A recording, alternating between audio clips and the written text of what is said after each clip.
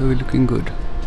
I'm in Amsterdam Centre, and basically chose a random street just to start off, get myself comfortable and get things going. Trying to just loosen up, get myself feeling good, and I'll take some pictures and videos along the way, and we'll see where it goes.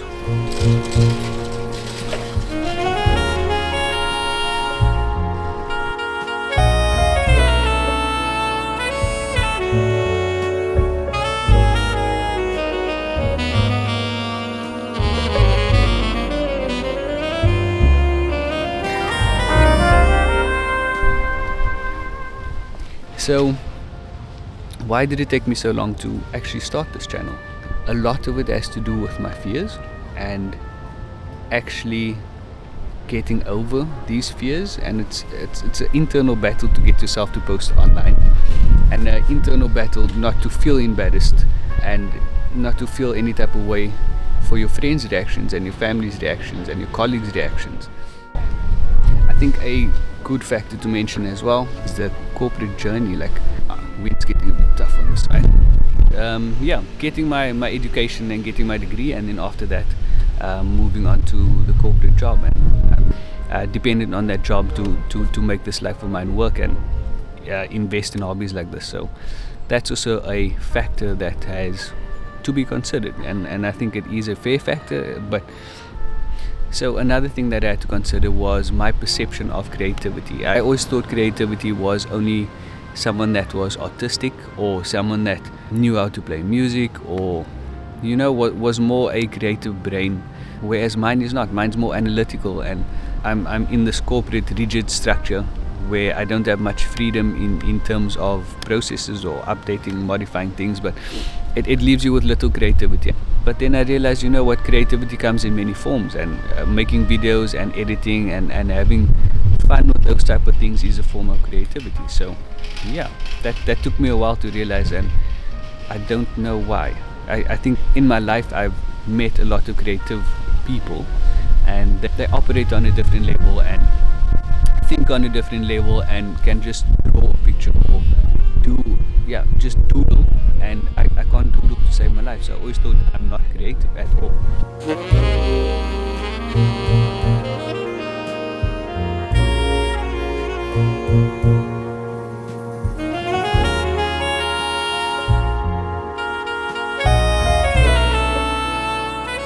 I absolutely love Amsterdam in the morning. It's Sunday morning and I genuinely love the city. It's beautiful. It's about autumn time, so a lot of colorful leaves and a lot of different shades within the city. Another point that truly stopped me from starting a YouTube channel, and I think held me back for about 2 years, was trying to figure out what niche I fell in and where I could provide decent content and useful information. I told my fiance about 2 years ago I want to start a YouTube channel, and she asked me, what do you want to post about? What do you want to speak about? I don't know. I still don't know, and honestly I'm just going with it. I know I have some skill in videography. Camera's shaking. The wind's quite bad, so I hope you guys can hear me, but I have some passion for it, photography and videography, and I think I do have some stories to tell, some stories to share with you guys. So yeah, so I decided I won't go forward with a specific niche as of yet. I think I'll start figuring it out as I go along. Going forward, I will sort of buckle down into the videography side of things and the storytelling side of things. So I don't know where that will land up, but for the most part, I think I just want to grow my skills and grow my experience with this camera, and really push it to its limits and see how far I can go. And along with that, I want to document this section of my life. Like, I'm in a beautiful city and in my late 20s trying to figure out life, and I think it will be beautiful to come back one day and look at this and be like, geez, we came a long way, Chad. When I spoke about niche, was that I didn't either want to go against my core values and speak about some random thing that I don't actually care about, just to get views and things. I want this to be a genuine channel where I meet genuine people that are interested in my life and the things I have to say, and I want to share as much as possible and be as creative as possible in my own way without necessarily being judged.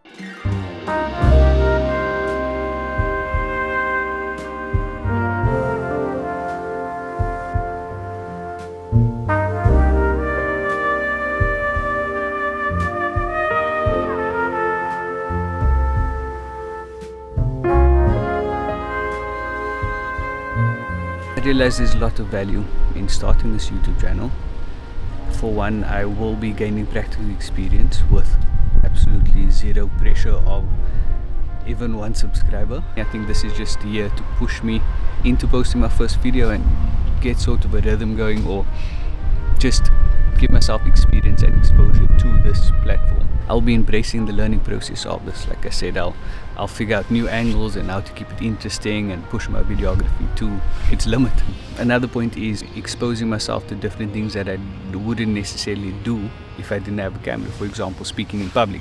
This is honestly my second take, my second day. I had done the same thing last week, trying to get the perfect angles, and then I had some issues with the mic.